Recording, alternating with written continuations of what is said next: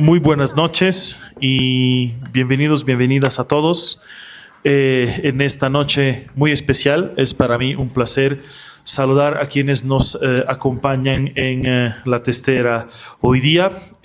Saludamos a nuestra invitada de honor, a la doctora Rita Segato. Muy buenas noches.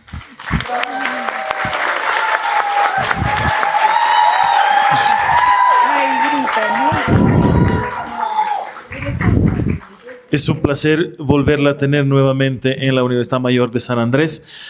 Saludamos también a nuestra señora rectora, la doctora María Eugenia García Moreno.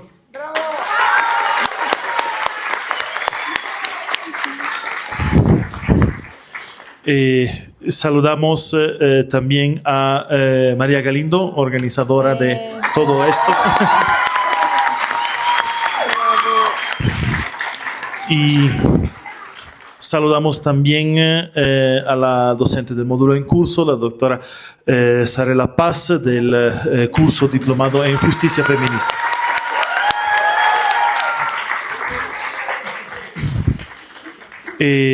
Para mí es un honor estar en esta tercera versión porque hemos empezado en otra situación, contra viento y marea, y hemos logrado llegar a una tercera versión. Uno de mis mentores durante la universidad me solía decir que la primera versión de algo la logra quien sea, pero si logras a la tercera, significa que funcionará la cosa, que funcionaría la cosa. Y entonces, estamos en la tercera versión, significa que funciona y que además es necesario, creo, hablar de ciertos temas. Es un honor y un orgullo haber podido estar apoyando en la aprobación y en el desarrollo de lo que es nuestro curso, y creo que es importante que se desarrolle con el apoyo y en los predios de la Universidad Pública en La Paz. Creo que es importante.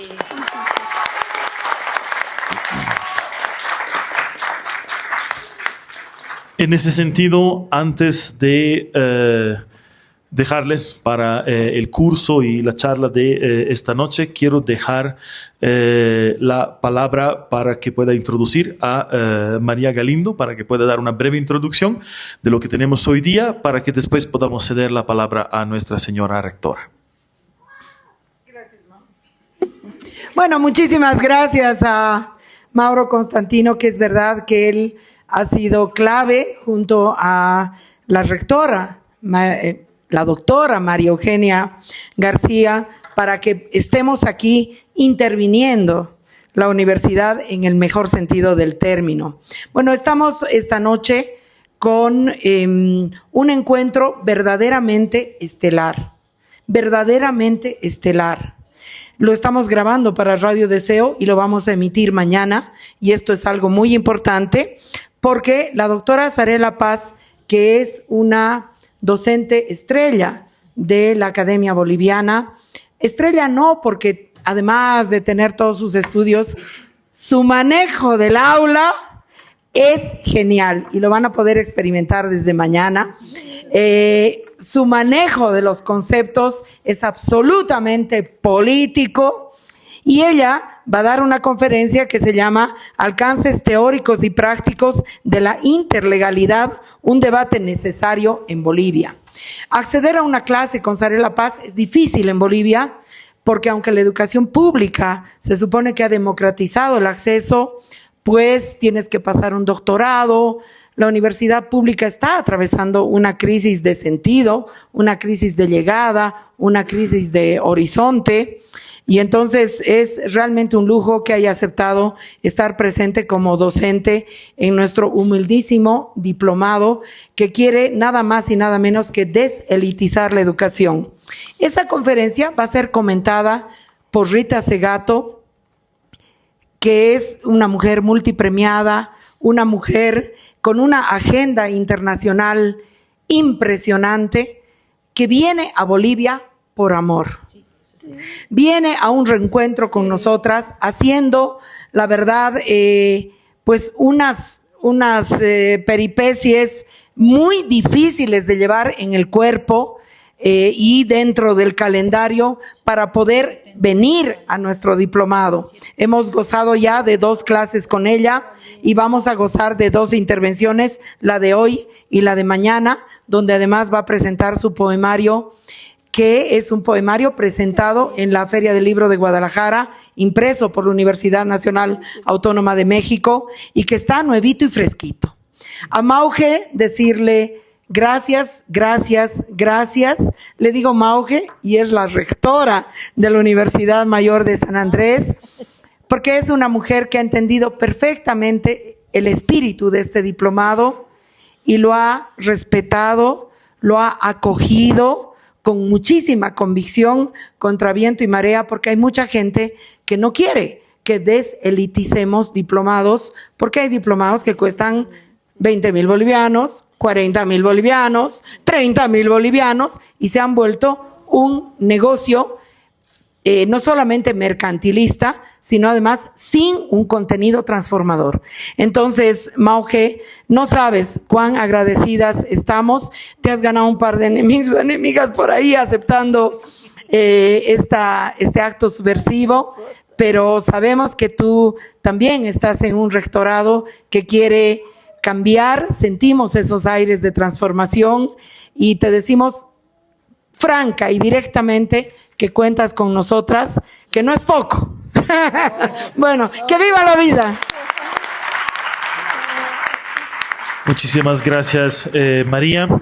Le voy a robar unos minutos más dando las palabras a nuestra señora rectora para las palabras de inauguración e introducción de la noche de hoy día. Adelante, doctora. Muy buenas noches. Quiero saludar en principio a Rita Segato. Siempre muchas gracias, Rita, por estar aquí. Como dice María, el que nos visites y que estés aquí en nuestra universidad es puro amor y estamos súper agradecidos. Sabemos que te llaman de todas las universidades y que estés con nosotros es un honor, un lujo y estamos más que agradecidos por eso. A María Galindo, gracias María por tus palabras, por tu cariño y por organizar todo este movimiento que es increíble. De igual manera a la doctora Paz Zarela, agradecerle por impartir todos sus conocimientos. Para mí es un verdadero honor compartir este espacio en nuestra universidad con todos ustedes, con profesores, profesoras tan importantes, tan influyentes en el pensamiento latinoamericano y feminista como tú, Rita, y también la doctora Paz. Es importante esta perspectiva de género en la justicia porque solo entendiendo verdaderamente lo que implica la violencia machista, la justicia patriarcal y todo lo que las mujeres debemos pasar en un sistema para denunciar violencias, para reclamar solo nuestros derechos. Solo entendiendo esta problemática nos acercaremos quizás a tratos más justos, porque lamentablemente son las instituciones que imparten justicia, la policía, jueces, fiscales, abogados, que en general tienen una perspectiva machista, una perspectiva patriarcal, y por eso les cuesta mucho entender los casos de violencia, incluso lamentablemente muchas veces terminan minimizando o normalizando la violencia. Es increíble cómo las mujeres somos la mitad o quizás un poco más de la mitad de la población mundial y seguimos viviendo bajo la predominancia de lógicas masculinas patriarcales. Por eso la universidad, la UMSA, abre espacios para que esto cambie y podamos plantear nuestra perspectiva de género en la educación, en la justicia, en la salud, en los ámbitos que nos desarrollamos. Es necesaria una transversalización de una perspectiva plural de género que corresponda a nuestras realidades. Nuevamente agradezco muchísimo y nunca me voy a cansar de agradecer a la profesora Rita Segato por sus valiosas enseñanzas que desde la teoría social y también desde la militancia feminista nos provoca pensar en cómo la violencia es estructural hacia las mujeres, ejercida desde diferentes espacios y legitimada por instituciones estatales muchas veces. Yo, como una mujer académica en la universidad, he visto cómo funcionan estas estructuras.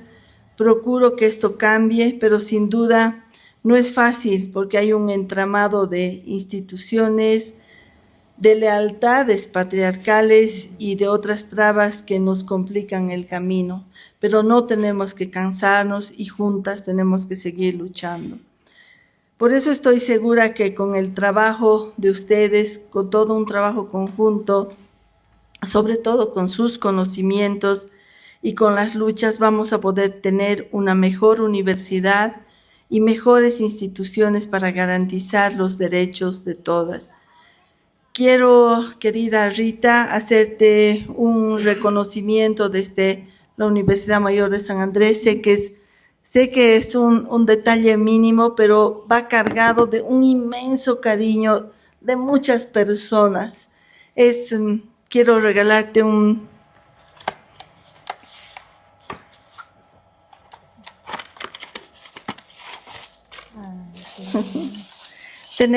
Primero hemos hecho un recuerdo porque hemos cumplido 195 años como universidad en el año del Bicentenario.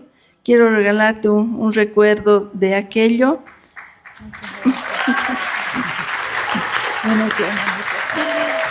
Y sobre todo darte un reconocimiento por tu participación, tu cariño y por ese amor que tienes a Bolivia y que tienes a la UMSA.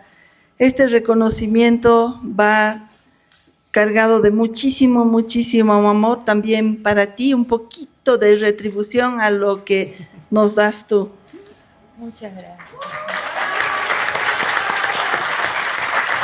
Y una reseña institucional y un explicativo del mural que tenemos, que es prácticamente un resumen en pintura de nuestro mural del Salón de Honor. Así que, Rita, gracias otra vez.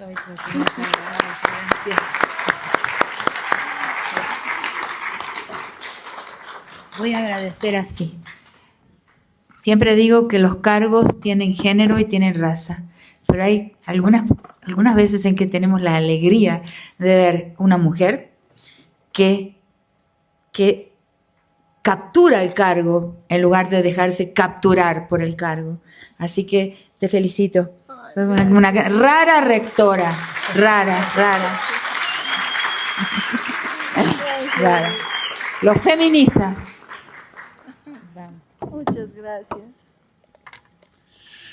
Muchísimas gracias con estas palabras y nuestro pequeño reconocimiento como Universidad Mayor de San Andrés. Damos inicio entonces al evento de hoy día, agradeciendo nuevamente a quienes nos acompañan, sobre todo porque tenemos un nuevo lema, como pueden ver justamente en nuestra bolsita. UNSA somos todos y significa que somos todas también. Muchas gracias. Y todos, todas y todes. Bueno, le vamos a dar un caluroso aplauso a la rectora. La vamos a despedir con un aplauso. Sabemos que tiene una agenda muy complicada y que ha venido a hacer presencia para darle y manifestarle el cariño a Rita Segato. Entonces, un aplauso a la doctora Mauge García, rectora de la Universidad Mayor de San Andrés. Gracias, Mauge. Bueno, y como ustedes saben, yo siempre digo, ¡no se doctoren! Y esta noche ellas se pueden doctorear, porque son doctoras. ¡Qué lindo! A ver, ¿por qué invitamos a una estudiosa del pluralismo jurídico a un diplomado de justicia feminista? Parecería que nos hemos equivocado, ¿no? Y que la hemos invitado equivocadamente porque está fuera de su contexto de reflexión social, política y científica. Y sin embargo, hay algo que es bien importante que entendamos precisamente desde los feminismos. Es imposible pensar, ni siquiera formular el sueño de una justicia feminista sin entender la lucha, la conceptualización que se ha realizado desde el pluralismo jurídico. Entonces, ese es el gran aporte que está trayendo a nuestro diplomado la doctora Zarela Paz, y no quiero decir nada más para escuchar su conferencia que se llama Alcances teóricos y prácticos de la interlegalidad, un debate necesario en Bolivia. Un aplauso, por favor. Gracias. Gracias, María, por invitarme a este diplomado. Es siempre un desafío, porque yo sé que un diplomado de esta naturaleza, el año pasado tuve la oportunidad de compartir con también el diplomado que relativo al tema de tierra y recursos naturales, que era la temática. Y ahora con este tema, que es un tema más relativo a lo jurídico y el feminismo, es pues un reto, porque sé que hay una heterogeneidad de personas, ¿no?, en términos de formación. Y es un reto porque uno tiene que llegar al aula y hablar con todos, ¿no? Es un reto.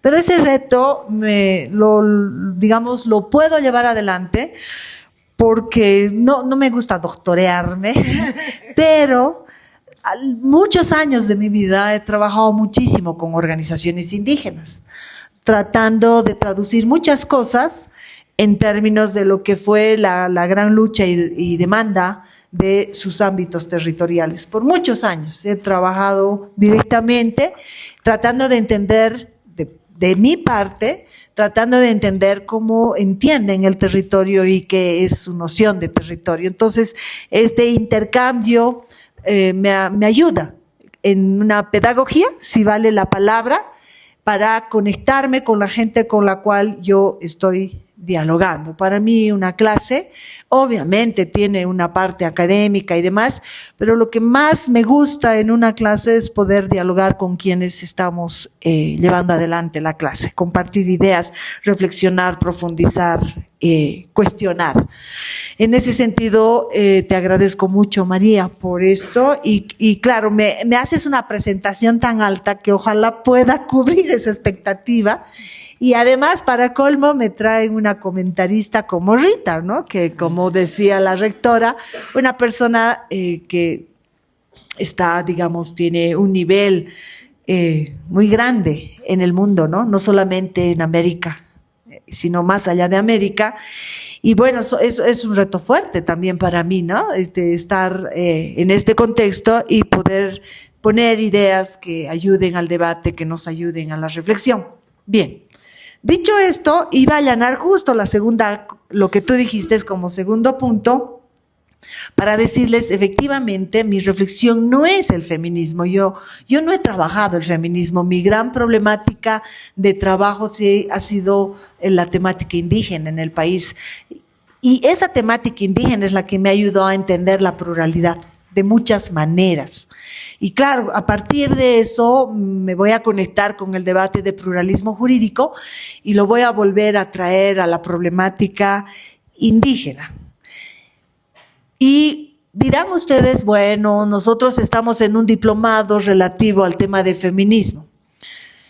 Yo voy a hacer este ejercicio que ha mencionado María, voy a poner bases, fundamentos del pluralismo jurídico y de algunos en el desarrollo de la clase con más puntualidad, para que a partir de eso podamos dialogar cómo ustedes ven ese campo, esos elementos que contribuyen al debate en el campo de la ciencia jurídica y cómo eso sirve a ustedes que son feministas activistas. Como para mí también va a ser un aprendizaje, si se darán cuenta. No lo he hecho, nunca lo he hecho, pero creo yo que con unas buenas ideas puestas en el curso y en función a lo que ustedes puedan también rebotar, se va a dar un intercambio que me parece puede ser muy interesante. Para mí, muy interesante. No soy feminista, reitero, no he trabajado la temática del feminismo y sin embargo, cuando me siento entre feministas. Yo digo, yo creo que soy feminista en términos muy prácticos. He ejercido el feminismo, lo he hecho desde un sentido común, para ocupar un lugar también, ¿no? En esta sociedad, en este mundo en el que vivimos, y esa es, digamos, la intuición que tengo.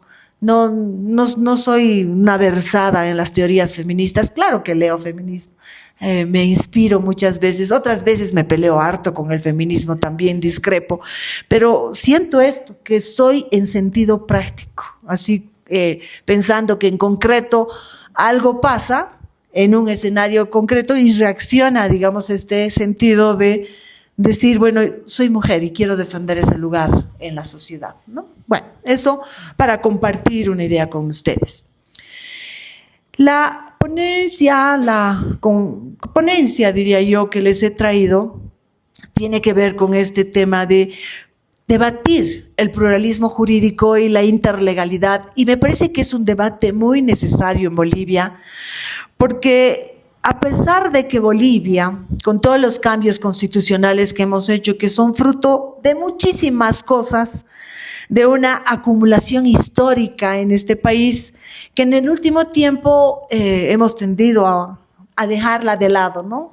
Lamentablemente, toda la lucha que hemos tenido en los últimos años, la beligerancia que se ha producido en nuestro país entre posiciones, digamos, de un indigenismo que abanderó el MAS y que nos ha llevado a estresarnos demasiado como sociedad, y una versión contraria, digamos, al otro lado, que desconoce mucho de esta acumulación histórica, lamentablemente nos ha llevado a veces a olvidarnos de varias cosas que en el fondo la sociedad boliviana, porque no es propiedad de nadie, ha concebido, ha parido, y eso es lo que nos ha llevado al ciclo del 2000, cosas que no debemos perder de vista desde el análisis y también desde el sentido práctico, porque eso va a hacer que dejemos de ser tan, digamos, tan ideológicos a la hora de hablar y seamos más reflexivos. Para mí la ideología tiene este rol, ¿no? A veces empuja, efectivamente, hace cambios fuertes en la sociedad, pero también tiene ese rol de limitar nuestra capacidad de pensar abiertamente, ¿no? Nuestra capacidad de decir, estoy en desacuerdo total, y no por eso recibir la condena. No, la ideología es para eso también, para que no puedas pensar abiertamente y para que recibas la condena, y es más, te caigan otra serie de dispositivos en la sociedad que te van a constreñir, ¿no?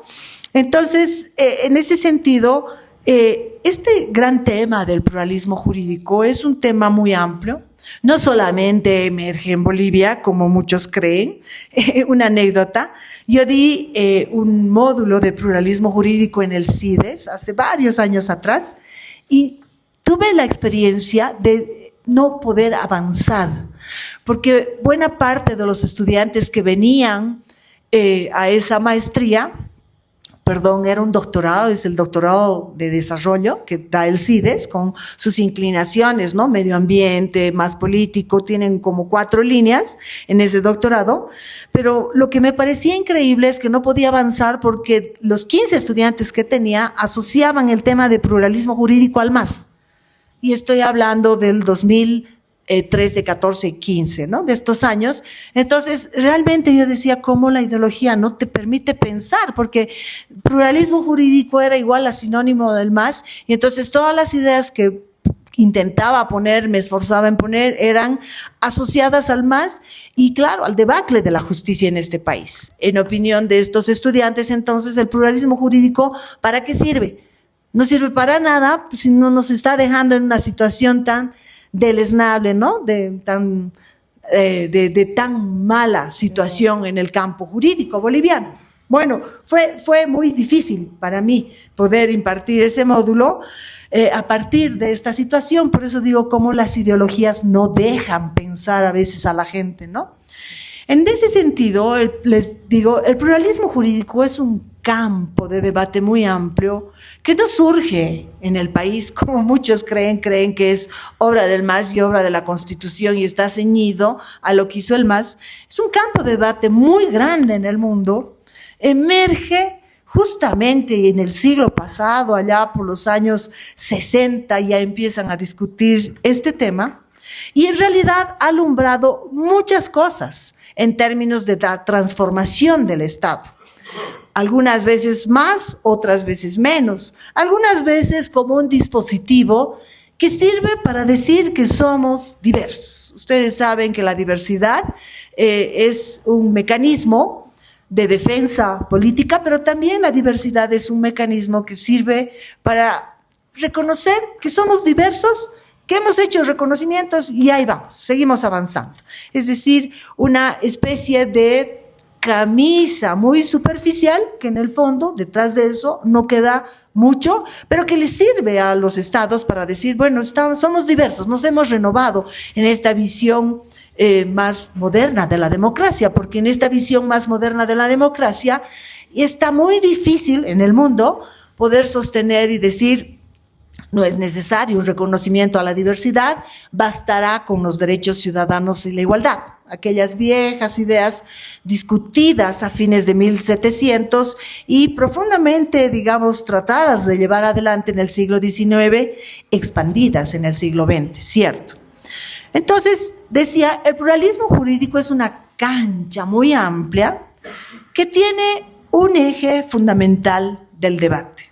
Y ese eje fundamental del debate es que el derecho, así como lo conocemos hoy en día, así como se lo ejerce hoy en día, está profundamente inspirado en el derecho moderno, que quiere decir que no solamente se decanta en los últimos 20, 30 años, es mucho más antiguo, está profundamente inspirado en el derecho moderno y nos hace asociar en términos teóricos, en términos de pensamiento y en términos prácticos, al derecho estatal.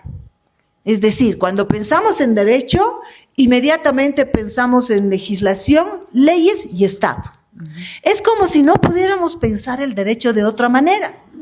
Y eso es una historia concreta, específica en la humanidad.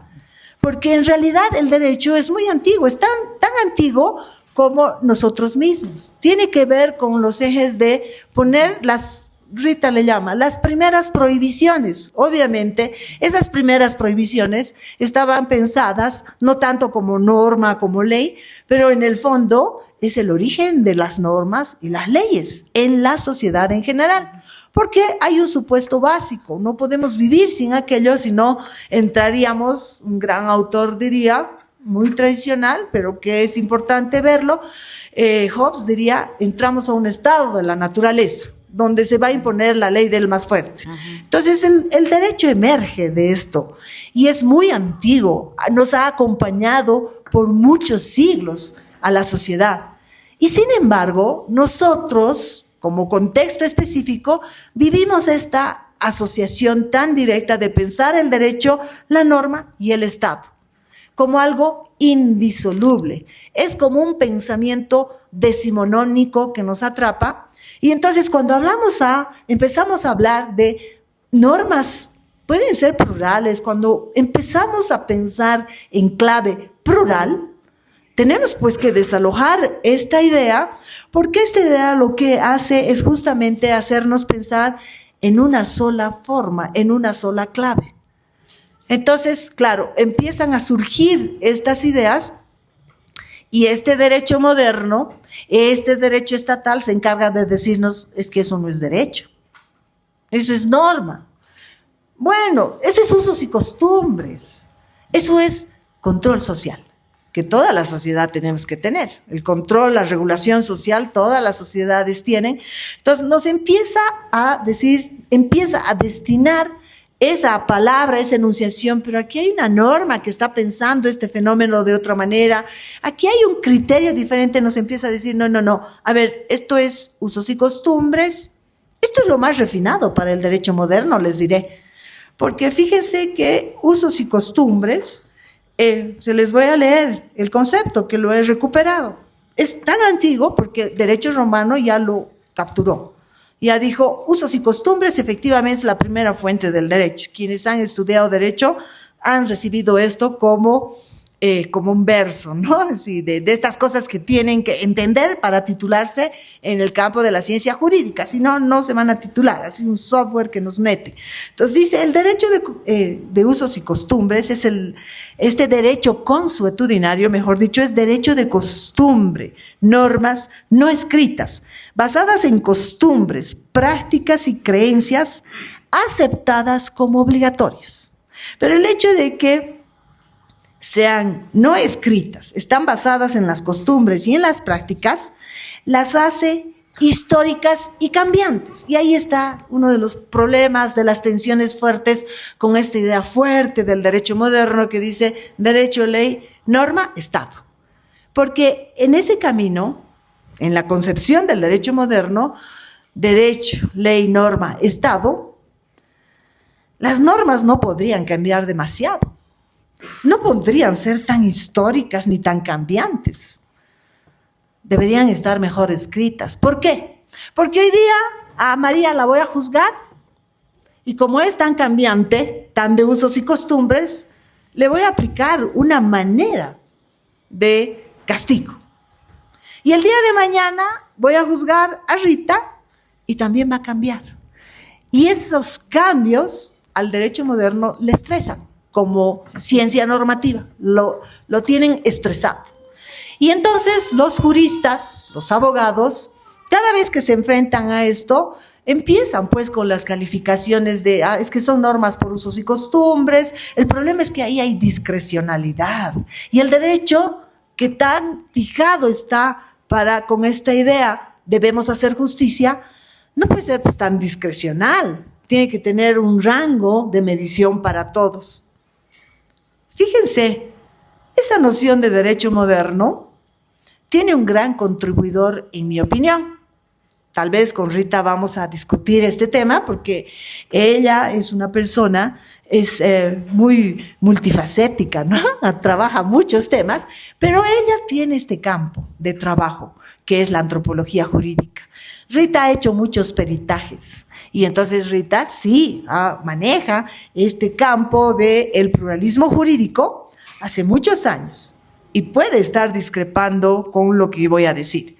Pero esa idea que les estoy transfiriendo de derecho moderno, construida alrededor justamente de asociar derecho, norma, ley, Estado, verlo de una manera indisociable y casi decimonónica, porque si queremos decir no están así, empiezan las voces contrarias, ¿no? Empieza una especie de juzgamiento, aunque ahora ya no, porque efectivamente esta discusión ha avanzado mucho, pero Kant es un gran contribuidor, el gran filósofo Kant, el gran pensador del racionalismo alemán, es un gran contribuidor. ¿Por qué? De esta idea de derecho moderno. Porque para Kant, las costumbres, la cultura, la antropología es demasiado particular, demasiado histórico y demasiado contingente para pensar el derecho. Esta idea de derecho moderno para Kant se va a resumir en su idea de sociedad autolegislada. Él ha trabajado mucho esta idea de sociedad autolegislada, pero en los trabajos, en el desarrollo conceptual teórico que tiene Kant, realmente se encarga de decir este derecho, esta noción de sociedad autolegislada, tiene que estar distanciada de toda forma específica, particular, contingente, distanciada de toda forma de antropología. Y eso se va a resumir, mejor dicho, en un texto donde él le llama acerca de la metafísica de las costumbres, porque efectivamente para Kant estas otras formas de producción de norma y de ley están asociadas nomás a la costumbre, a la cultura, a lo contingente y a lo histórico.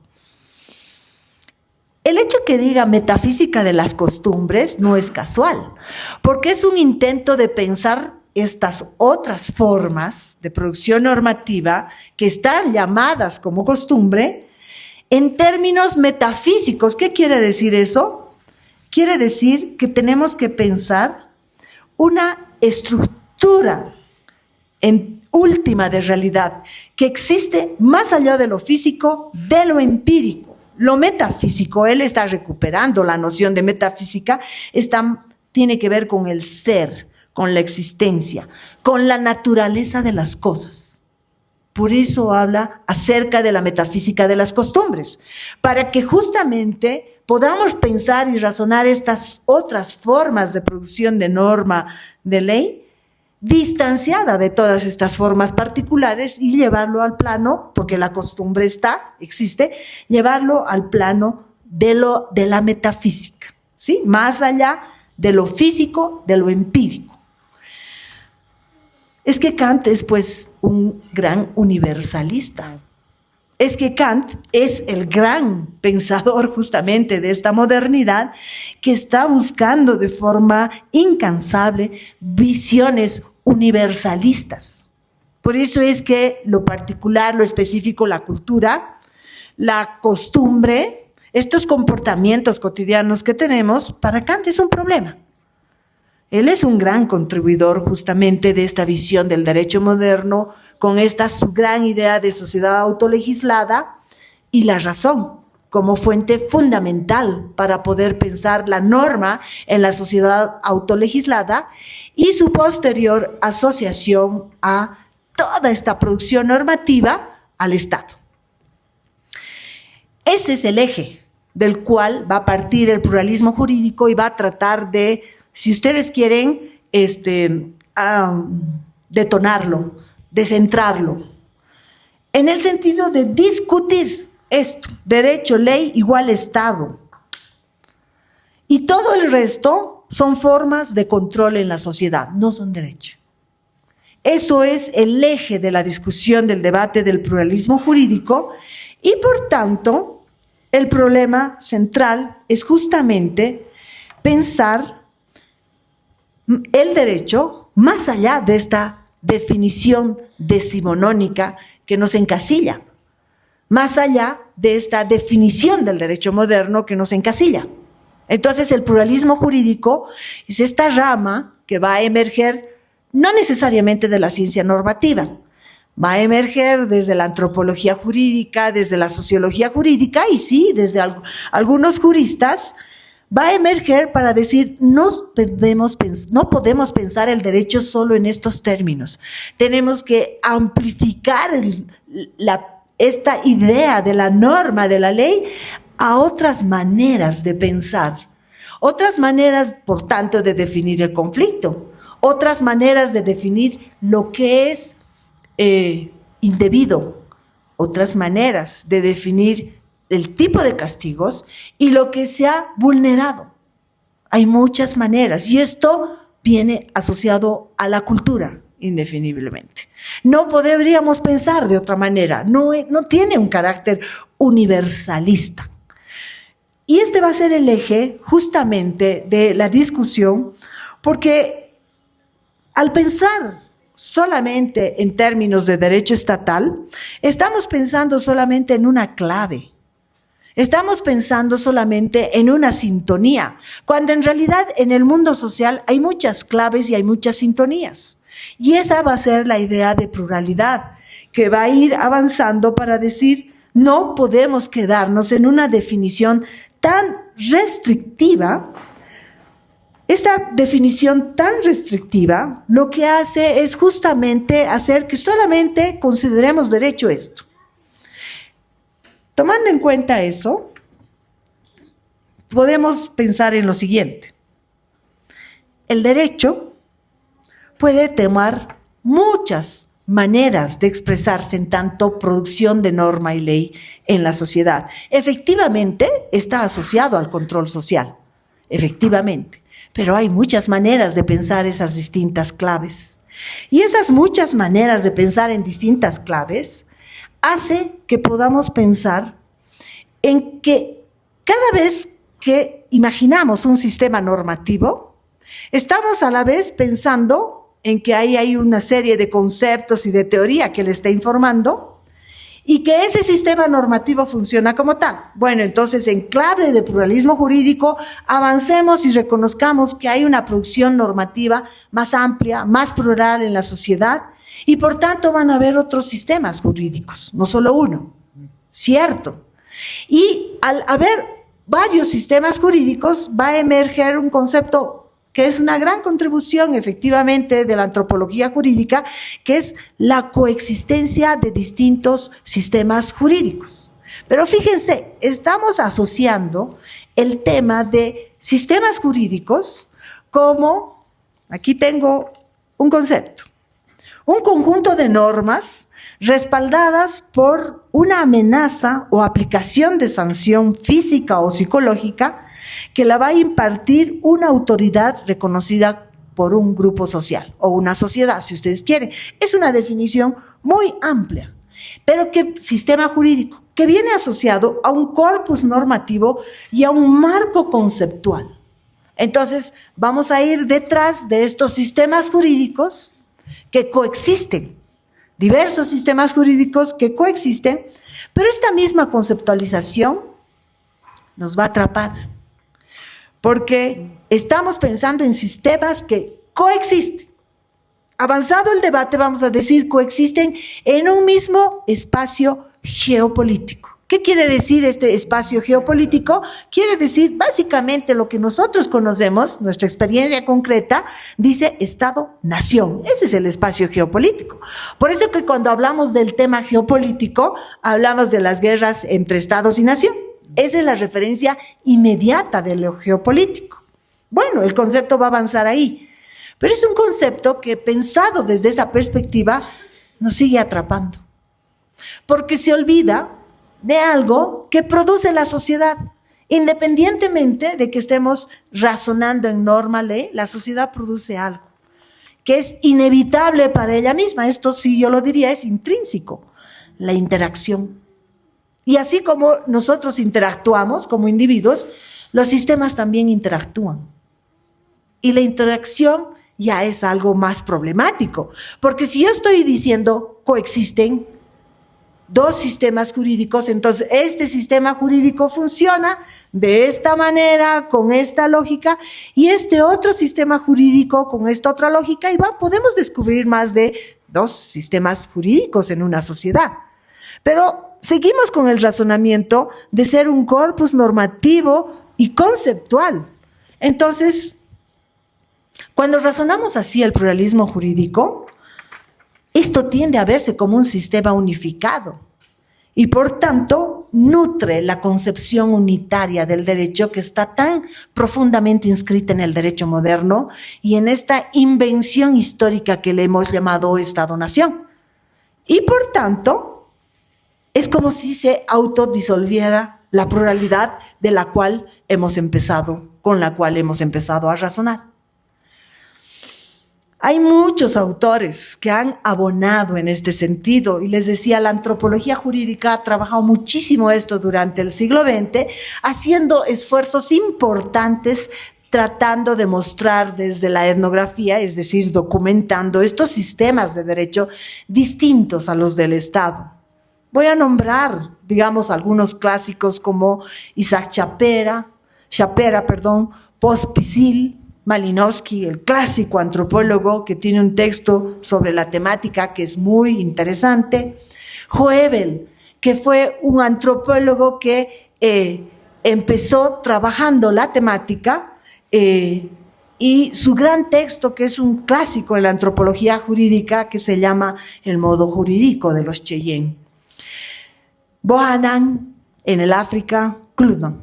Estoy citando algunos, por supuesto es mucho más, pero todos ellos han contribuido en haber concebido este concepto de coexistencia y haber ayudado a discutir el tema del derecho más allá de este derecho moderno que viene asociado al derecho estatal. Pero el propio concepto de coexistencia es un concepto que atrapa las reflexiones de la antropología jurídica porque está razonando mucho en sistemas que van a funcionar en sí mismos con este corpus normativo y este marcus conceptual, y nos estamos olvidando de las interacciones. quiero aquí rescatar a un autor, que lo he mencionado, que tiene cosas muy interesantes.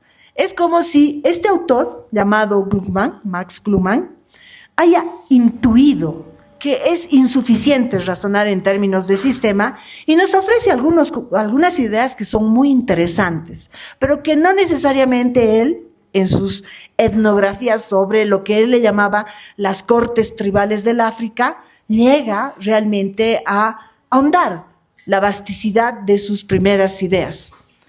Él dice, cuando yo razono estos términos él no le gusta mucho hablar de la antropología jurídica, le gusta hablar mucho de la jurisprudencia y el carácter intercultural de la jurisprudencia. Ese es un concepto, por ejemplo, que me parece muy llamativo e interesante.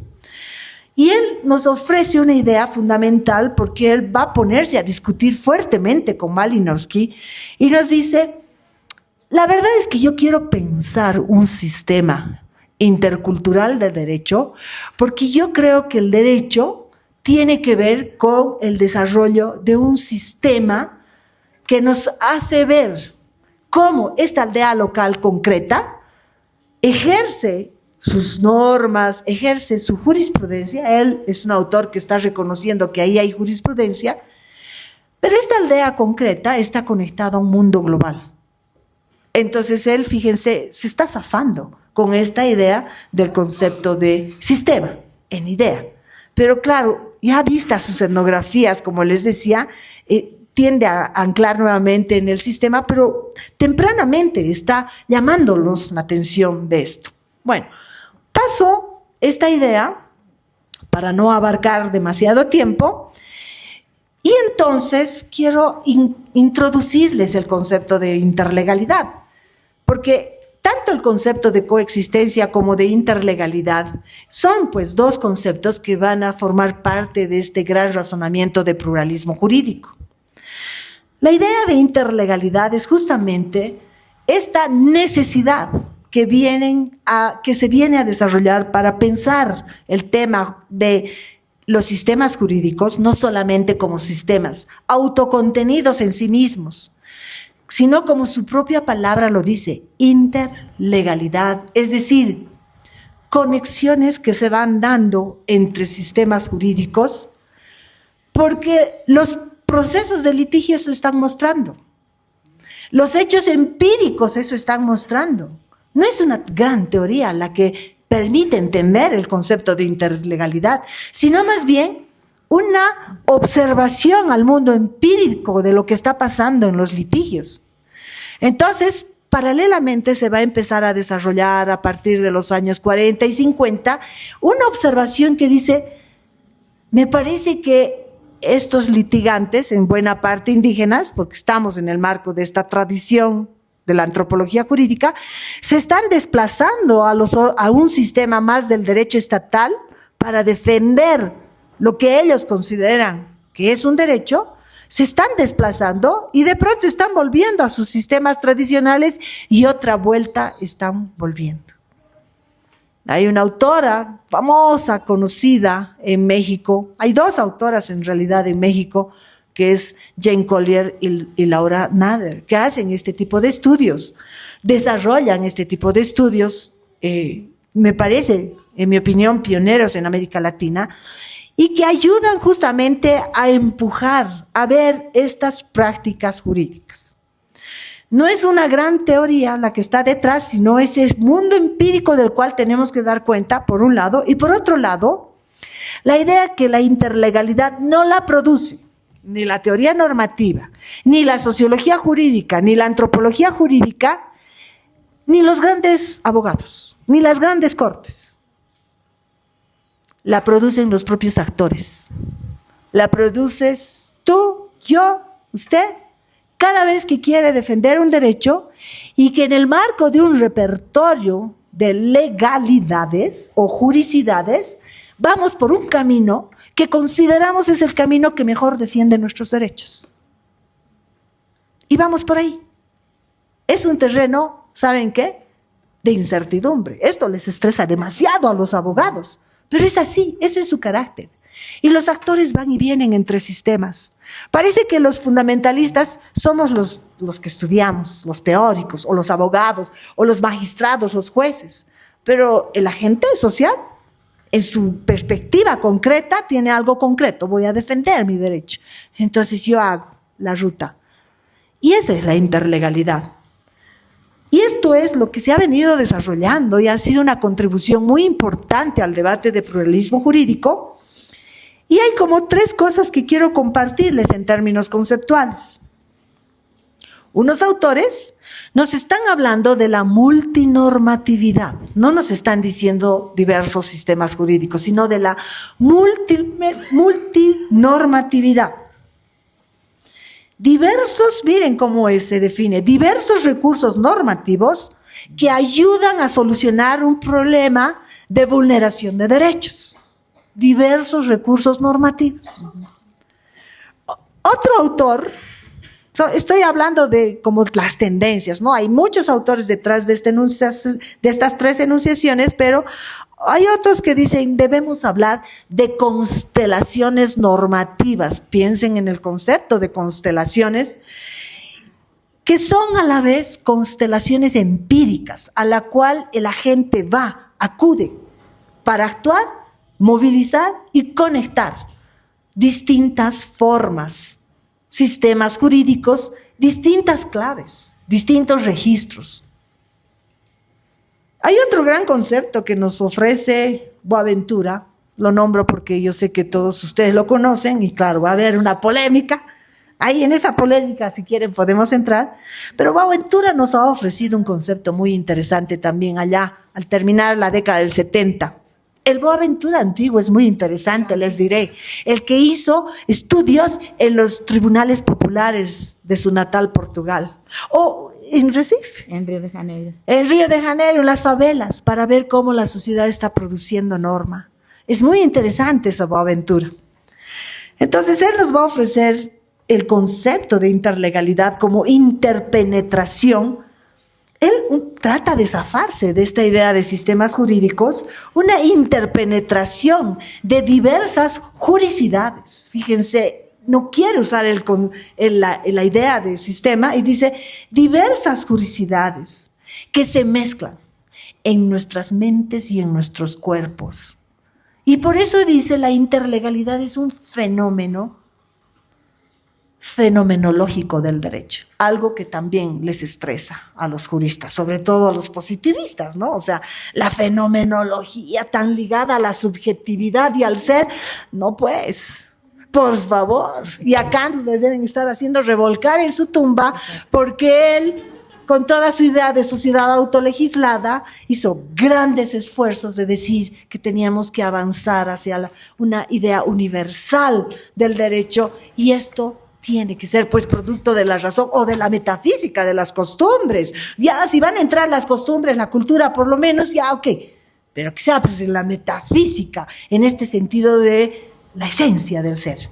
¿Se dan cuenta? Entonces, despojarle esa cotidianidad, esa forma contingente, esta forma específica en la que existe la cultura y en la que existimos cada uno de nosotros. Dicho esto, voy a entrar a Bolivia, porque yo he dicho un debate necesario, ¿no?, para Bolivia. Ustedes saben que la Constitución del 2009 ha introducido un paquete muy fuerte de pluralismo jurídico. Y el 2009, cuando hemos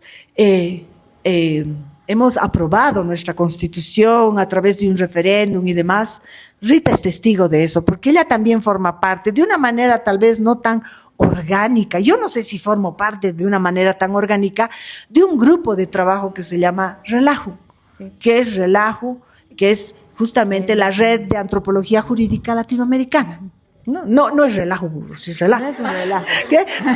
Otra anécdota en Brasilia, no Brasilia, sino Perinópolis, ¿no? Que es sí.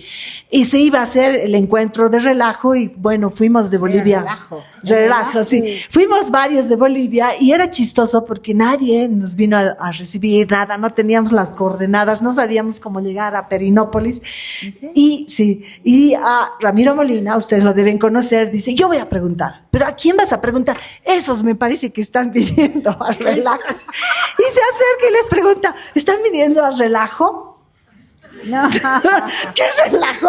¿Relajo? ¿Dónde es el relajo? Es una anécdota porque yo moría de risa en el aeropuerto. Bien, ustedes saben que hemos aprobado esta Constitución y en ese grupo yo me acuerdo, porque has estado, Rita, en Sucre, ¿verdad? Sí. Has llegado a ese encuentro y claro, como es un grupo de mucha gente que trabaja la temática en Latinoamérica, yo me acuerdo que cuando se nombró Bolivia, todo el auditorio se paró para aplaudir por nuestra Constitución, por el alcance y porque nosotros, por lo menos en la región, fuimos los primeros en decir queremos un pluralismo jurídico de carácter igualitario. Y esto no es un tema menor, porque después de todo este debate muy sintético que les he ofrecido, resulta que aceptando que hay un pluralismo jurídico y que los estados tienen que transformarse, por lo menos tienen que dejar su obsesión decimonónica de decir Estado, derecho, ya, ¿no? Reconocer que hay otras formas de juricidad en la sociedad. El hecho de que aceptemos eso no quiere decir que la juricidad local, no sé, que se va a dar, por decir en el alto, la vamos a aceptar como igual al sistema ordinario. Entonces, cuando uno dice un pluralismo de carácter igualitario, está implicando eso, que esas distintas juricidades se tienen que relacionar en términos igualitarios, a sabiendas de que este Estado-nación tiene un derecho hegemónico, que es justamente ese derecho moderno. Entonces, claro, aceptar eso no quiere decir que al día siguiente se cambia. Claro, quiere decir que se abre una gran cancha, mejor dicho, de luchas simbólicas y políticas, por supuesto, ¿no? Entonces, fíjense, el hecho de que nosotros hayamos asumido ese pluralismo, así además tan fuertemente plasmado en la Constitución boliviana, hizo que este grupo veía como a Bolivia como la punta de lanza, sin desconocer que Colombia había hecho importantes cambios en la temática y sin desconocer que Colombia había alumbrado en la década del 90 con unas sentencias constitucionales dignas de estudiarse. ¿Saben qué? Dignas porque es una defensa del derecho a la diversidad, como dijeron el magistrado Gaviria y todo su equipo de trabajo, ¿no? Esther Sánchez. Entonces, realmente Colombia, sin haberse declarado en su constitución de pluralismo jurídico igualitario, lo hizo a través de sus sentencias, a través del paso a paso, del día a día, de la resolución de casos. Pero claro, Bolivia en 2009, ¡wow!, sale, ¿no? Como estas grandes cosas, a veces hoy día digo tan grandilocuentes, ¿no? Me sabe a muchas cosas después de todo lo que hemos vivido. Bien, no le voy a echar más tierra al tema, pero ¿saben qué? Lo más interesante es que nosotros hemos reconocido un pluralismo jurídico de carácter igualitario y lo más interesante es que en el procedimiento lo que hemos hecho es enchufar el concepto de coexistencia.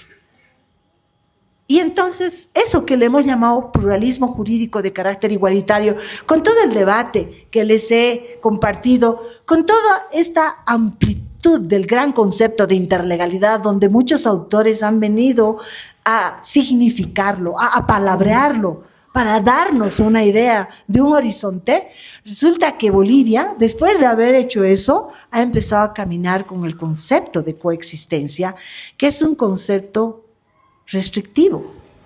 ¿Por qué?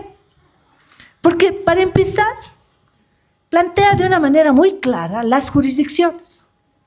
Jurisdicción ordinaria, agroambiental y la indígena originaria campesina.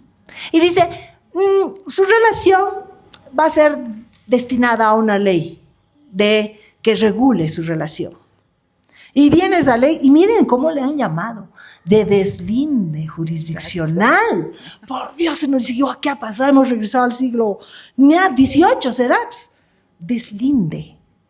¿Qué quiere decir? Dividirlo. Claro, existí tú y existí tú. Hay cosas que son interesantes, por ejemplo, las funciones jurisdiccionales de las autoridades originarias tendrán todo el derecho de decirle, señor fiscal, usted ayúdeme, va a cumplir esto, va a cumplir, porque dice la Constitución, a la policía. En las funciones jurisdiccionales dice que las instituciones del Estado tienen que contribuir al desarrollo y a la ejecución de las decisiones de la jurisdicción indígena originaria campesina. Es interesante. Pero resulta que está dividiéndolas y en la ley de deslinde cercena todo. Para empezar, recupera, ¿no? Así, a nuestro mejor estilo, todo, igualdad, la madre tierra, no sé qué cosas más ahí, tanto. Es que nos hemos cansado 20 años de ¿cómo se dice? De quitarle la esencia a las cosas. Uno se cansa. Entonces, en esa medida, la ley de deslinde va posicionando todas estas cosas que fueron como maravillosas de la Constitución boliviana y en el artículo 10 se encarga de, como un sable, sacar todo. Porque en el artículo 10 dice, bueno, saben que la jurisdicción indígena originaria campesina no va a poder conocer casos mineros, casos de hidrocarburos, derecho penal, no puede conocer violación, tortura, no, un montón de temas, materias. Le quita esta idea de igualdad jurídica. ¿Por qué? Porque básicamente cree que los sistemas de la jurisdicción indígena originaria campesina no son capaces de resolver este tipo de problemas. No. Es porque el Estado no quiere entregar poder. Por eso, vas a tener tu chance, ¿sí? Le quita porque no cree. La idea de tutela sigue presente, de tutelarlas. No son capaces de garantizar esa condición de igualdad que requiere el campo jurídico. Es una discusión muy grande en el país. Muchos han dicho que la ley de deslinde jurisdiccional ha quitado exactamente todo lo que había dado la Constitución. Y desde esa perspectiva, entonces, ¿qué nos queda? Nada, llorar sobre leche derramada, caiquearnos, como decimos en Bolivia, ¿no ve? Emborracharnos y caiquearnos. No, porque no se olviden que el concepto importantísimo de interlegalidad nos ha dicho que los agentes, los actores sociales van y vienen, buscan repertorios jurídicos diversos para defender sus derechos. Y eso no está en manos del Estado. Esa es la virtud del concepto de interlegalidad. No está, es el actor el que termina presionando, abriendo la cancha, abriendo el escenario de lo permitido y lo no permitido. Entonces, si tenemos una visión tan decimonónica, claro, efectivamente nos han cercenado todo, no hay nada que hacer, llorar, caiquearnos y meter demanda de inconstitucionalidad, que sí se lo ha hecho, por si acaso. Muchos han intentado y no ha prosperado además. Entonces, trabajar sobre interlegalidad, ¿qué quiere decir? Quiere decir, no vayamos por esta lectura tan normativa, porque esa es la lógica del derecho ordinario, es la lógica del derecho moderno. Vayamos más bien a este otro terreno que nos liga mucho a los actores, a la sociedad, a lo que la sociedad produce y veamos qué está pasando. Y eso es lo que estoy haciendo. Yo en realidad estoy trabajando en este tema. Tengo algunos hallazgos, pero en realidad es una investigación en curso. Entonces voy a empezar con esto, voy a ir terminando. Voy a empezar con lo siguiente. Yo trabajo en la Universidad Mayor de San Simón y trabajo en talleres colectivos, que son cuando los estudiantes se asocian y la idea es, ¿quieres aprender a investigar? Sí. ¿Cómo? Investigando, no leyendo, no repitiendo teoría, investigando. ¿Qué tema es? Definí entonces, ¿qué cosa quieres hacer? ¿Cómo? De esta manera, a cancha. Entonces, soy profesora de esos talleres. Y como parte de eso, iniciamos justamente investigación sobre la temática. Y ustedes saben que acceder al campo jurídico aquí, María sabe harto de eso, no es tan fácil, ¿no? No es ya pase usted es libertaria, no es así. El campo jurídico es uno de los campos donde más se cierra el Estado, pues porque es su verdadera arma también. Entonces, en ese sentido, nosotros nos habíamos propuesto lo siguiente. ¿Qué tal si vamos al documento fuerte del derecho ordinario llamado expediente judicial? Y desde ahí trabajamos la interlegalidad. Porque el expediente judicial es el registro fundamental del derecho ordinario, del derecho del Estado, ¿no? Y ahí va avanzando los casos jurídicos. Y ¿qué tal si vamos? Pero como no es así nomás que uno accede a un expediente judicial, tuvimos que hacer todas las movidas, ¿no? No tenemos, nosotros nunca hemos tenido un rector como la que ustedes tienen, ¿no? La rectora, la verdad es que hace cosas que uno dice, ay, quisiera que venga la San Simón, alguito que aprendamos, ¿no? No es así, es bien adverso. Bueno, pero la cosa es que el rector decidió apoyarnos, carteos, estas cosas que son fundamentales, a la Corte Departamental para solicitarle acceder a expedientes judiciales que tengan situaciones, ni siquiera dijimos casos, situaciones de interlegalidad.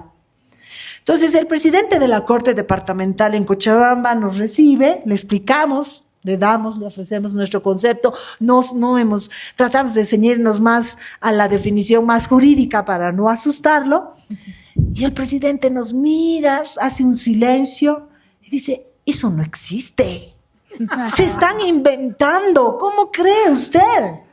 ¿Qué clase de estudio es este? Nadie puede juzgar dos veces sobre un mismo hecho. Claro, es un principio en el campo jurídico, ¿no? Y encima eso de irse de una jurisdicción a otra, no ha leído la Constitución, así. A mí, profesora, no ha leído, existe esta jurisdicción, ¿cómo es eso de que la gente va bien? Bueno, está bien, voy a pensar, pero eso no existe, no hay. Entonces ya nos dimos cuenta que era un escenario que no era potable, ¿no?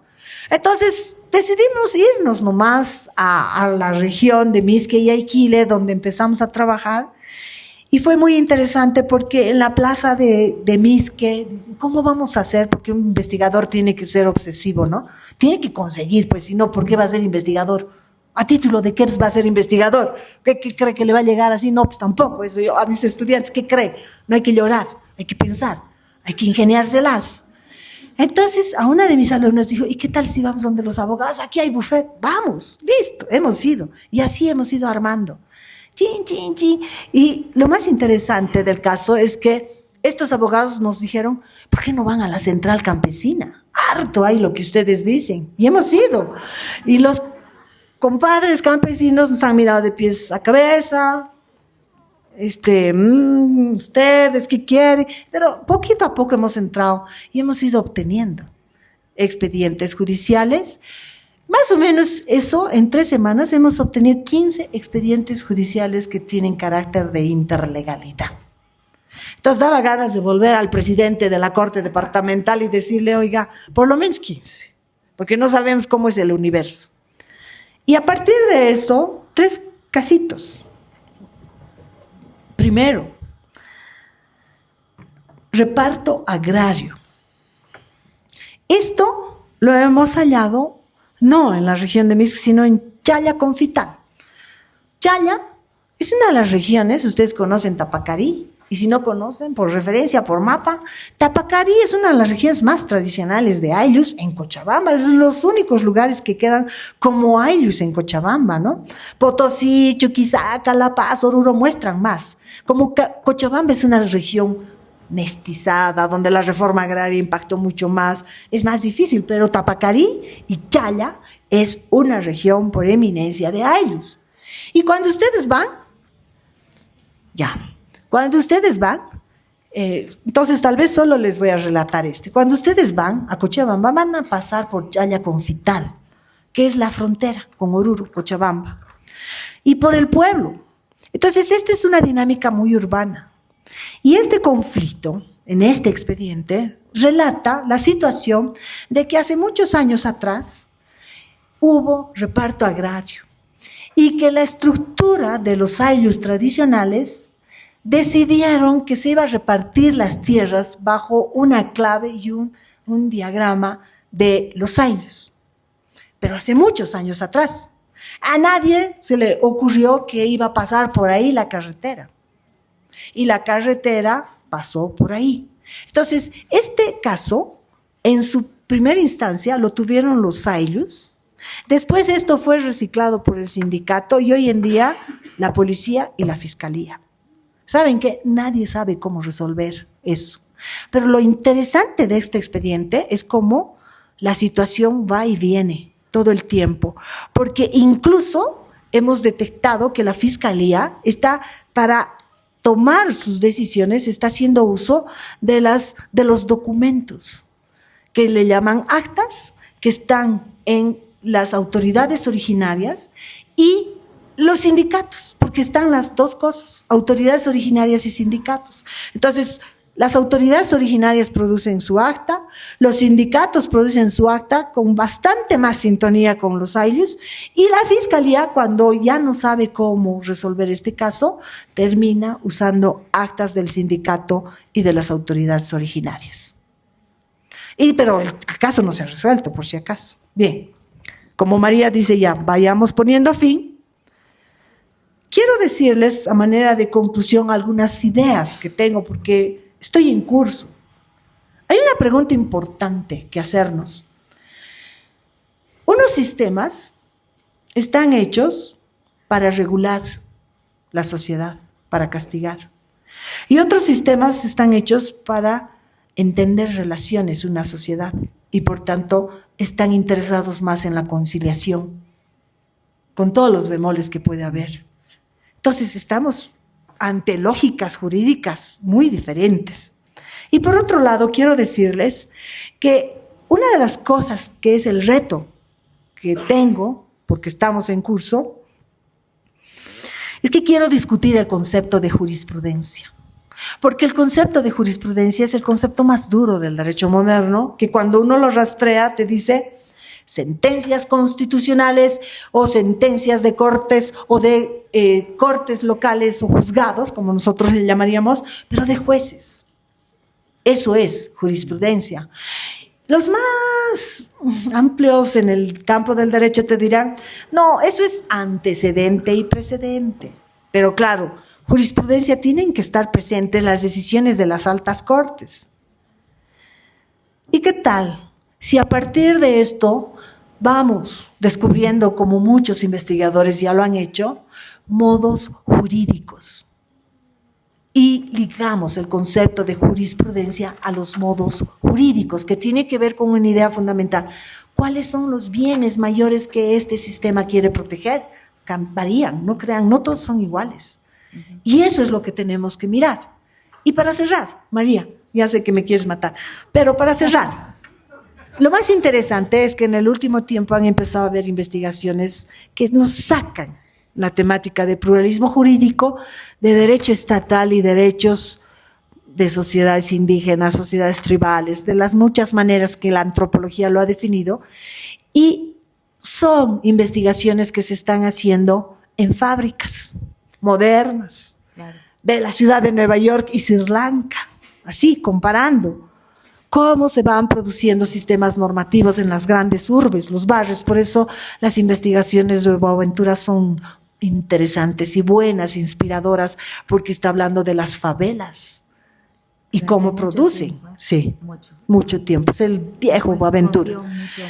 Sí, y cómo los tribunales populares del periodo revolucionario en Portugal definían justamente esto de lo que es justo en una sociedad. Bien, con eso he terminado mi intervención. Muchísimas gracias por su atención. Gran aplauso a la profesora doctora Zarela Paz. Ahora pueden ustedes imaginarse lo que serán sus clases durante esta semana. Nos hemos realmente complicado la vida invitando a una mujer de esta envergadura a un diplomado de justicia feminista, porque vamos en serio. No la hemos invitado por otro motivo que no sea porque vamos en serio. Bueno, ahora escucharemos pues los comentarios, las reacciones de Rita Segato, y les pido un gran aplauso también para Rita. Y quiero pedir, antes de darle el aplauso el micrófono a Rita, un aplauso para ustedes, porque yo estoy muy consciente que son cosas súper densas. Hay un montón de mamás con sus guaguas y eso es bien conmovedor.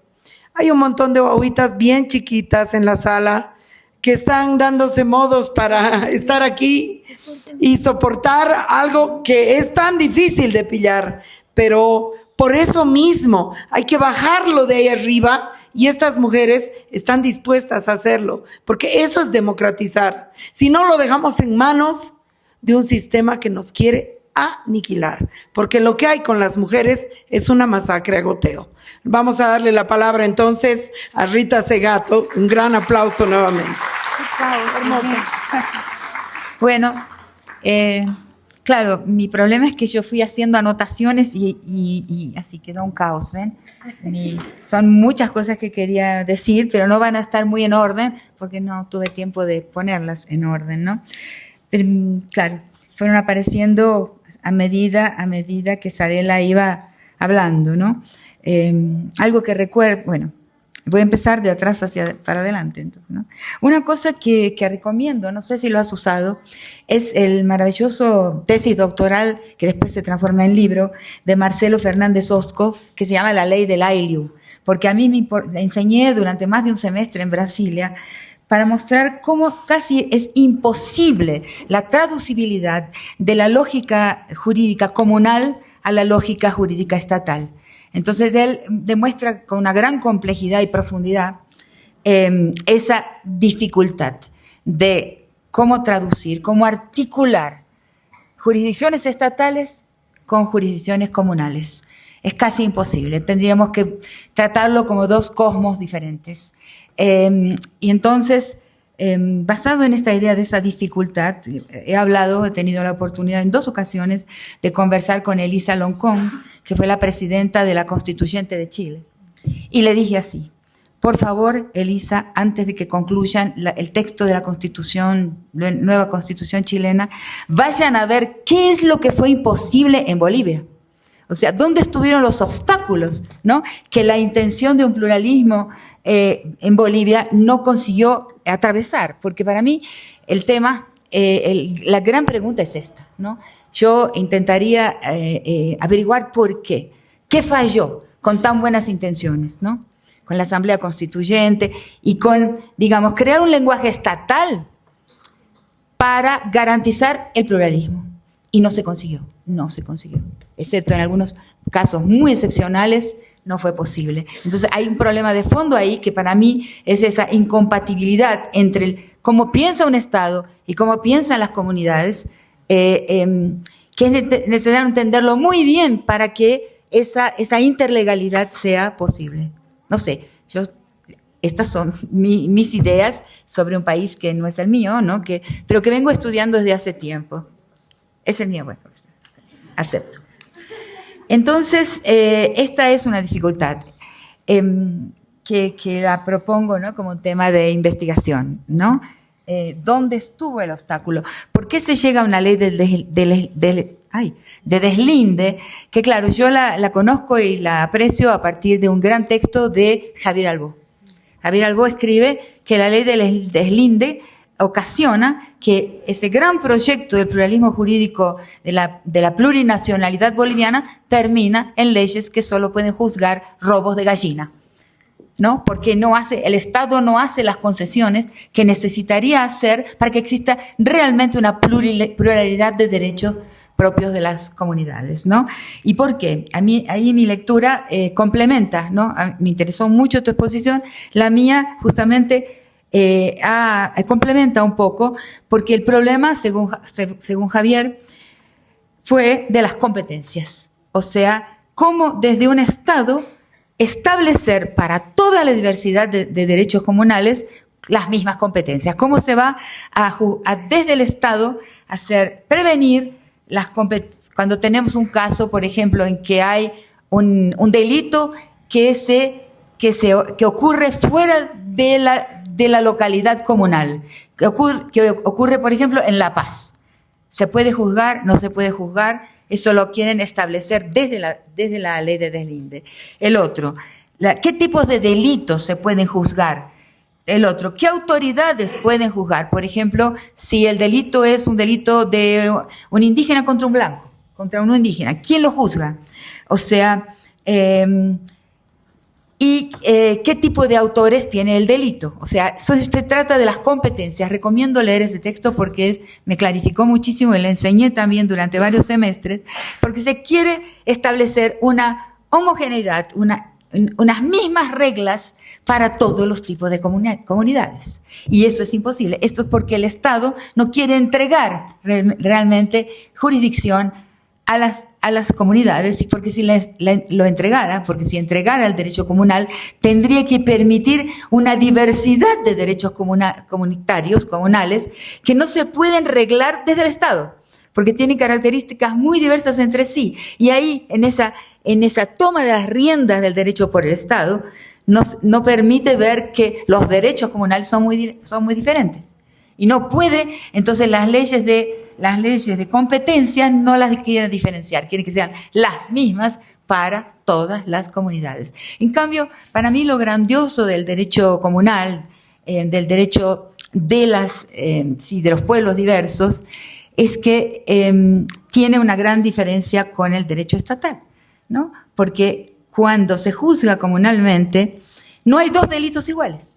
O sea, cada delito es examinado en su particularidad. Entonces, cuando desde el Estado se le dice cómo debe ser ese derecho comunal, se acaba esa característica de poder analizar cada delito asambleísticamente por parte de una asamblea, de un grupo de ancianos, que son los que irán a impartir derecho, o de la comunidad entera, independientemente del tamaño de esa comunidad.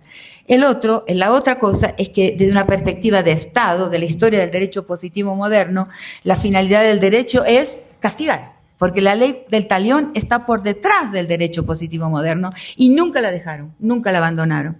Pero en el derecho comunal, el objetivo es sanar una herida, o sea, permitir que la comunidad siga junta, o sea, curar la herida de la infracción cometida y permitir que haya, como vos lo dijiste de otra forma,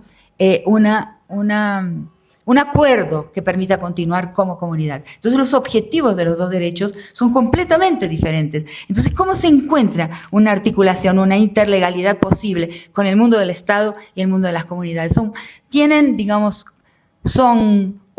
lo diría en mis términos de hoy, uno es teísta y el otro es cósmico, es cosmológico. Y las personas en el mundo indígena saben vivir muy bien entre una lógica cosmológica y una lógica teísta, ¿no? Porque nosotros los blancos no. Nosotros los que fuimos formados dentro de una lógica absolutamente blanca, moderna, positiva, etcétera, tenemos una lógica excluyente. Si A es verdad, no A es mentira. Pero en el mundo indígena es posible, ahí sí, una interlegalidad, porque tránsitos entre dos lógicas, lo que se llama una lógica paraconsistente. Si A es verdad, no A también es verdad. Y eso es superior, absolutamente superior, y es lo que permitió a los pueblos indígenas y africanos y a los amifricanos, que son los de nuestro continente, mezclados, sobrevivir a 500 años de masacre. Esa gran flexibilidad lógica que articula cosmos y teísmos, ¿no? O un teísmo, el teísmo cristiano, en el caso de América Latina. Entonces, yo creo que la dificultad mayor es pensar que la lógica estatal viene de una historia y de una lógica kantiana, pero la lógica comunal no viene de ahí, tiene otro camino, ha transitado por otros caminos, piensa de otra manera. Ahora, las dos tienen, vistas desde la mirada ya occidentalizada de la colonial modernidad, las dos tienen un problema, ¿no? Que piensan que las normativas son estables, o sea, se crea una ley y ella tiene que perdurar en la lógica positiva moderna. Por el lado de las costumbres, se piensa que las costumbres son duraderas también, son eternas. Pensamos en el mundo de los otros de la modernidad, o sea, los pueblos indígenas, como pueblos de costumbre, y pensamos la costumbre como inamovible, como algo que no cambia. Y es un error absolutamente que nos hace un daño muy grande en las dos lógicas. La idea de una parada de la ley que va a necesitar de la desobediencia civil. Y del whistleblower, como se dice en inglés, el que va a pitar para decir, esto está mal, esto hace sufrir, esto debe cambiar. Se llama ¿cómo se dice en español?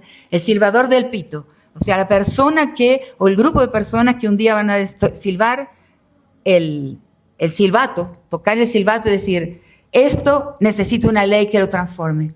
Y así, pero es muy difícil que el derecho positivo acepte un tránsito. Y la costumbre la vemos también como fuera del tránsito.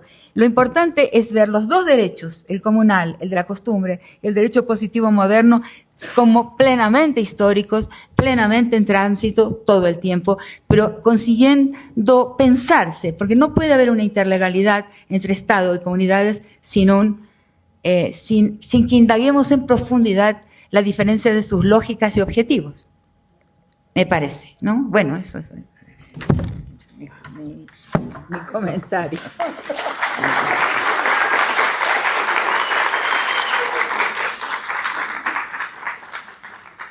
¿Les puedo contar un caso para que nos divertamos un poquitito? Dale, dale. Por ejemplo, en el tema de la costumbre, que siempre, hasta los antropólogos han pensado en pueblos de historia y pueblos de costumbres. Pero tengo un caso que me gusta contarlo a veces porque me encanta y nos divertimos un poquitito. Sin humor no se puede vivir en estos tiempos tan sombríos, ¿no? Una vez, durante un periodo de muchos años que acompañé los talleres de la Fundación Nacional del Indio en todas las regiones de Brasil, contándole a las mujeres sus derechos, o sea, los derechos que empezaban a existir, la Belén de Pará, la CEDAW, ¿no? La CEDAW, que es importantísima porque lo más interesante de la Convención contra la Discriminación de la Mujer de Naciones Unidas es que en una parte dice así, hay costumbres que son crímenes. Y eso es un paso importantísimo en la justicia, porque siempre se pensaba que el derecho se basa en la costumbre y va a normalizar y racionalizar la costumbre como prácticas de una determinada sociedad, las va a transformar en un derecho. Pero la CEDAW dice no, hay costumbres, por ejemplo, pegarle a una mujer, que son crímenes, y eso es un paso importantísimo. Entonces íbamos a todas las regiones con esta institución del gobierno brasilero, la FUNAI, a los pueblos, a las mujeres de todas las regiones, y en Mato Grosso, me tocó compartir mi habitación con una cacica de una aldea llamada Tapuya, que es del pueblo Tapuya, que en sus orígenes, cuando llegan los portugueses, era el pueblo más numeroso, uno de los pueblos más numerosos originarios de Brasil, que fueron absolutamente diezmados y quedan en el centro de Brasil una pequeña aldea, llamada aldea Cajetaún. Queda una pequeñísima aldea de pocas personas, pero el emperador Don Pedro II les concede la posesión del territorio. Entonces, las personas de la aldea del Carretón se vuelven tienen la posesión de un territorio en el Mato Grosso, en el centro de Brasil. Pero viene una gran peste. Viene una gran peste y los diezma. Los pocos que quedaban mueren casi todos, menos 3 mujeres. Y esto es lo que es fantástico. La mujer, la cacica que estaba en la habitación conmigo, era una mujer que en apariencia blanca. Tenía el pelo ondulado, la tez blanca. Y entonces, después de varios días de compartir la habitación, le pregunté, pero ¿usted es indígena de verdad? Cuando usted va al municipio, a la cabecera del municipio, ¿la reconocen como indígena? Sí, ya soy Tapuya. Ah, bueno. Le digo, porque sabe que le noto que usted tiene trazos mediterráneos, europeos, ¿no? Claro, dice, porque le voy a contar una historia. Cuando viene la peste y quedan solamente 3 mujeres vivas y nadie más en la aldea, las 3 mujeres, una de ellas mi bisabuela, se reunieron, ¿no? Parlamentaron y decidieron levantar todas las reglas de conyugalidad y de parentesco y obligatoriamente tener relaciones sexuales con todo y cualquier hombre que pasara por la aldea. Hoy son 300. Aplauso. Esto es la costumbre. Las personas, quien como antropólogo, o antropóloga en mi caso, ha ido a una comunidad y ha vuelto 10 años después, vio que la historia también transitó, que no hay costumbre. Esos caciques cuando les preguntamos, ¿y por qué la mujer no habla en el espacio público? No, porque siempre fuimos así. Es falso. Ninguna comunidad ni pueblo vivo siempre fue así. Todo pueblo vivo está en la historia y se toman decisiones para que hayan daños menores y para defender la vida cuando es necesario. Entonces es un caso fantástico para mí porque muestra que nuestro error de visión en el derecho, que los dos derechos, tanto el comunal como el derecho estatal, hablan de una parada. Y entonces toda esa parada en realidad es impuesta siempre desde un poder y es necesario contestarla. Solo eso me interesa a mí afirmar, ¿no? Bueno, gracias, desde Rita. la mirada de una antropóloga. Gracias, Rita. Mira, hermana, estamos reventados de conceptos, reventadas. ¿Quieres contestar? Pero solo si es muy breve. Así, si te vas a Kant, ya te juro, imposible. Porque tenemos muchas ganas de sepultarlo de verdad. ¿El qué? A Kant. Kant, sí. Entonces, de verdad, Inteligencia artificial. ha sido un esfuerzo muy grande seguir esta conferencia que ha sido más una clase magistral. Y entonces yo creo que todas las preguntas que han levantado estas dos intervenciones van a ir cuajando durante la semana. Yo le voy a pedir, Sarela, ¿quieres responder? Cortito, joven, sin cante por medio. Y después no voy a abrir el espacio de preguntas por entender que es mejor un espacio de que esto cuaje, que nos soñemos mejor con lo que hemos escuchado y mañana nos sublevemos en directo y como decía alguna compañera, vayamos a quemar mínimo el Ceresi. ¿A quemar qué? El servicio del registro civil. El Ceresi. No, yo no quería entrar acá. Yo lo único que quería decir es que para polemizar con Rita, que justamente la interlegalidad nos ayuda a zafarnos de eso. Yo estoy convencida que al Estado esto no puede digerir porque sus cimientos están en otro lugar. Y esta interlegalidad es la que nos ayuda a zafarnos de eso y encontrar otros elementos, otros componentes, justamente porque además la interlegalidad nos va a distanciar de esta idea que es muy correcta, Rita. Todos los sistemas tienen su dimensión normativa, que es el deber ser. Entonces, así debe ser, todo. Por Dios, no le vamos a pedir otra cosa porque los sistemas tradicionales también, así debe ser. Y los sistemas, los usos y costumbres también, el así debe ser. Entonces, lo único que quería decirles es que en el marco de los ejemplos que yo quería compartir, por ejemplo, en el TIM, en el territorio indígena multiétnico, allá en el Beni, ha surgido una cosa que me parece así realmente digna de seguirle. Tengo alguna información, porque en realidad es una de mis estudiantes que se ha ido a trabajar allá, y ha surgido una cosa que es muy interesante. Resulta que en la subcentral indígena, los sistemas tradicionales como, bueno, estas mujeres son bastante más sueltas ya con la tradición, pero el tema de violencia contra la mujer la trataban al interior de la subcentral. Y por no sé qué movidas, que hasta ahora no me queda muy claro, ha aparecido una estructura donde hay unas 2 mujeres asociadas que están procesando todos los casos de tema de violencia. Esto es muy nuevo, esto no estaba, no existía. Y lo más interesante de lo que les comento es que el SLIM acude a ellas.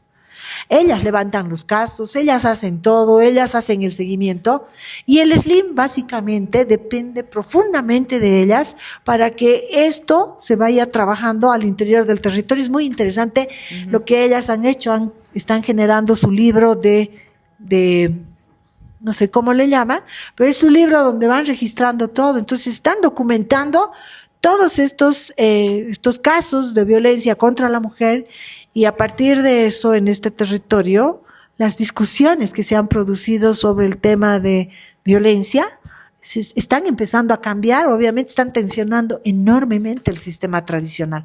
Eso era lo que quería compartir. Gracias, hermana. Muchas gracias. Fiscalía rima con porquería. Eso sabíamos antes de siquiera empezar con todo esto. Mujeres en Busca de Justicia también es una instancia que está doblegando al Tribunal Supremo de Justicia, a la Fiscalía y a un montón de juzgados. Y nosotras estamos registrando e inscribiendo prácticas de justicia feminista que no pertenecen al cuerpo del derecho positivo. Y por eso existe este diplomado. Yo no quiero que pensemos que esa práctica extraordinaria es del territorio indígena allá. Estamos haciéndolo aquí todos los días. Y ustedes han podido disfrutar de las actoras como docentes toda la semana pasada. Esto que ha planteado la profesora Zarela Paz es muy importante y lo vamos a discutir durante toda la semana porque nosotras queremos darle a nuestras prácticas de justicia el valor que tienen. O sea, tienen valor, pero hay que darles algo más. Por eso estamos interviniendo la universidad. Bueno, con estas palabras, yo creo que nos tenemos que poner a bailar